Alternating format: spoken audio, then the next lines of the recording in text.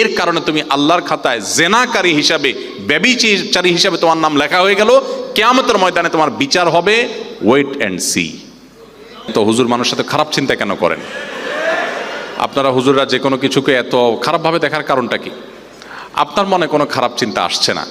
আমি আপনাকে সত্যবাদী বলে বিশ্বাস করলাম। আপনি অসুস্থ আমি এটা মনে করলাম না। আমি মনে করলাম আপনি সুস্থ, বাট আপনার মনে খারাপ কোনো চিন্তা আসছে না। তো এই না আসাটা এটা চূড়ান্ত না। একটা সীমিত সময় পর্যন্ত হয়তো আপনার মনে খারাপ কিছু আসছে না, কিন্তু একটা সময় আসবে, একটা সময় আসবে।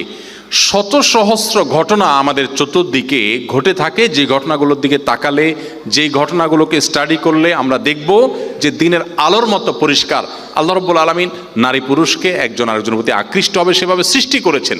সৃষ্টি এভাবে, প্রকৃতি এভাবে। অতএব আপনি এখানে যদি ভালো সাজার চেষ্টা করেন যে না আমার মনে খারাপ কোনো চিন্তা আসে না, তাহলে আপনার ডাক্তার দেখানো দরকার। আপনি যদি বলেন যে আমার খারাপ কোনো চিন্তা আসে না, তাহলে হয় আপনি মিথ্যাবাদী আর না হলে অসুস্থ, দুটার একটা। আপনাকে অবশ্যই মানতে হবে যে আপনার মনে বাজে চিন্তা আসতে পারে, এই মুহূর্তে নাই, আমি সেটা মানতে পারি, কিন্তু আপনার মনে কখনো বাজে চিন্তা আসবে না, কখনো খারাপ চিন্তা আসবে না।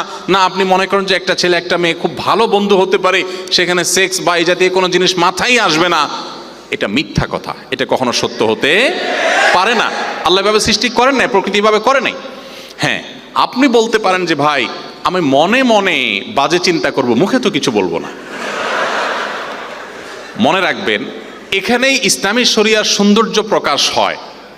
গোটা পৃথিবীর সমস্ত সভ্যতা এবং সকল সমাজ বলবে একজন নারী, তার প্রতি তুমি অন্যায়ভাবে হাত বাড়াবে, তুমি অবশ্যই অপরাধী, তোমাকে বিচার করতে হবে, তুমি লম্পট, তুমি চরিত্রহীন, 100 বার বলবে।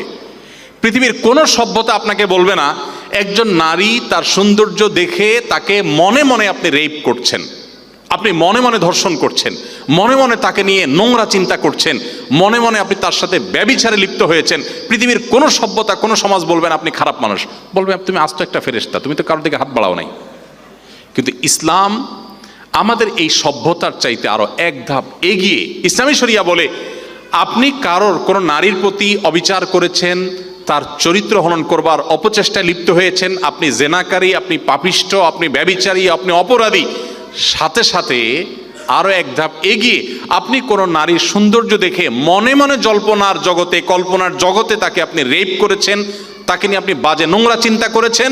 নবী সাল্লাল্লাহু আলাইহি ওয়াসাল্লাম বলেছেন জিনাল আইনি আন নজর, তুমি অন্তরে যে তাকে নিয়ে বাজে চিন্তা করলে বা চোখ দিয়ে যে খারাপ দৃষ্টিতে তার দিকে তাকালে,